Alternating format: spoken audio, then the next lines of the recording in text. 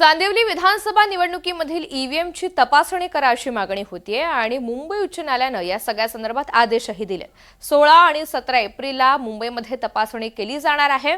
भारताच्या निवडणूक इतिहासात पहिल्यांदाच मुंबई उच्च न्यायालयाने ईव्हीएमची तपासणी आणि छाननी करण्यास परवानगी दिलेली आहे। चांदिवली विधानसभा निवडणुकीमधील ईव्हीएमची तपासणी करा असे महत्त्वाचे आदेश मुंबई हायकोर्टाने दिले। जे आदेश देण्यात आलेले आहे त्यानुसार 16 आणि 17 एप्रिल आता मुंबईमध्ये पुढील तपासणी होणार आहे। मात्र भारताच्या निवडणूक इतिहासात पहिल्यांदाच मुंबई हायकोर्टाने ईव्हीएमची तपासणी आणि छाननी करण्यास अशा रीतीने परवानगी दिली आहे।